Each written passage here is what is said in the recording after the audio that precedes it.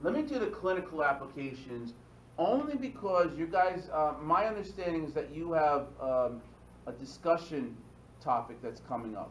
This, as the student, if it's the same one, the students say that this helps them to understand the discussion thing when you're taking the online course. Okay, so let me just explain this. It really puts together all this stuff too. And it makes it somewhat fun because instead of just memorizing this, how could I use this for your future? This is how you can use it. Congestive heart failure. Who here has heard of that? Right, everybody. Okay? Congestive, there's two types of congestive heart failure. Basically what's happening in both types is something is making the heart not pump efficiently. So therefore, the heart is congested with blood that stays in the ventricles or the atria. Something's not doing properly. And there can be a lot of reasons for it. Whether atherosclerosis, like a narrowing of the coronary arteries, persistent high blood pressure, multiple heart attacks, or even a genetic thing called cardiomyopathy, some kind of thing that you're born with. All right. She'll go into the details about those, but just note that something's going to make either the right side not pump efficiently or the left side's not going to pump efficiently. So that's why we say left congestive heart failure or right congestive heart failure. Okay? Now, you can put your pencils down, everything will be up here. Well, let's talk about left-sided congestive heart failure. It makes sense. Trust me. If you know the blood flow, it makes sense. For some reason, the left ventricle is just not pumping blood efficiently. Okay? Whichever reason. Multiple heart attacks, coronary artery disease, whichever. So therefore, there's going to be less blood going into the aorta. Does that make sense? Okay? That's what we call cardiac output. You'll learn about that in cardiology. Cardiac output is the amount of blood that goes out of the heart per minute. Okay? So we're going to decrease the cardiac output. What does that do to blood pressure? Does it increase it or decrease it? Decreases it. That means there's less blood pressure throughout the rest of the body, including blood that's going to go to the kidneys. Now the kidneys are going to detect that and says, whoa, the blood pressure is low. It's then going to release a hormone called renin. Renin gets released because of low blood pressure, and renin is going to make the blood pressure go up. Okay?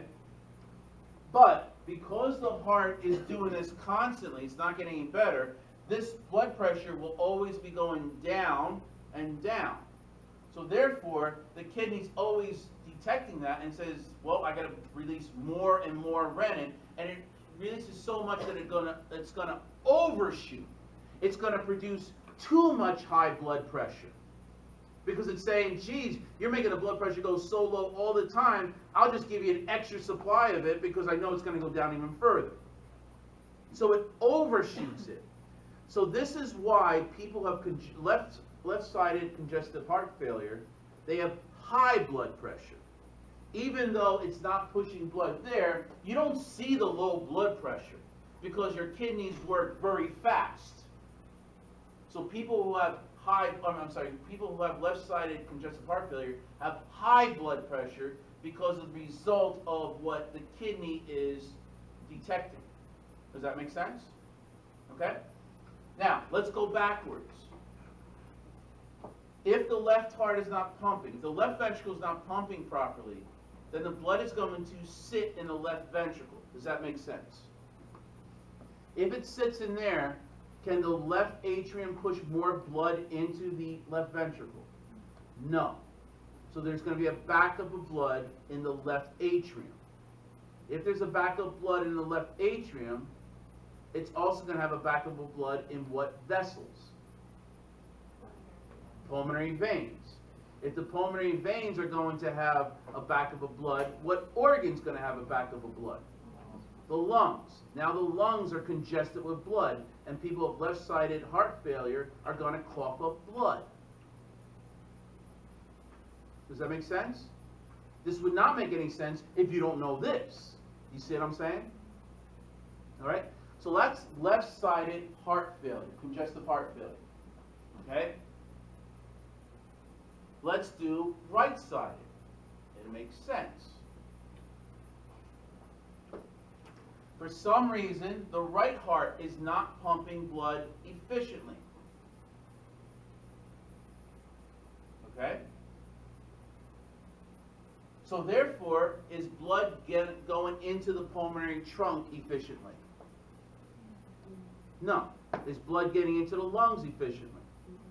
Is blood getting to the left atrium, left ventricle, aorta? So what happens to cardiac output in right-sided heart failure? Does it increase or decrease? Decrease. The only way that makes sense, you need to know this. Okay? So they have low cardiac output, which leads to low blood pressure, which means that the kidney is going to detect that. It's going to release renin. Renin is going to overshoot, and you're going to have high blood pressure. So in both right-sided and left-sided congestive heart failure, you're going to have high blood pressure because of low cardiac output. And the kidney detects that, and it's going to overshoot the renin. Does that make sense? Okay? Now let's go backwards. If the right ventricle is not pumping blood forward, there's a backup of blood in the right ventricle. If there's a backup in the right ventricle, what happens to the amount of blood in the right atrium? Increase or decrease? Increase. If that gets backed up, then what are the vessels that are going to get backed up? Superior and inferior vena cava, right?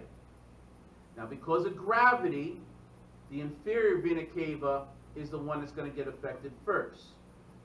So there's going to be a backup of blood in the inferior vena cava, and blood is going to sit in the legs, and the plasma in the blood is going to go out of the veins of the legs and go into the interstitial area. And the legs are going to swell. What is that called? Edema. Okay?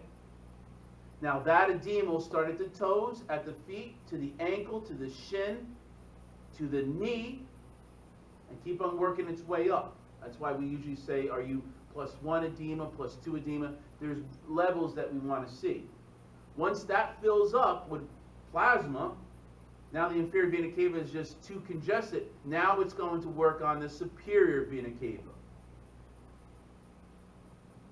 And the superior vena cava is going to fill up. You'll see jugular distension over here. All right, the veins, the jugular veins are going to be distended with blood. When they're on 45 degrees, you could actually see them distended.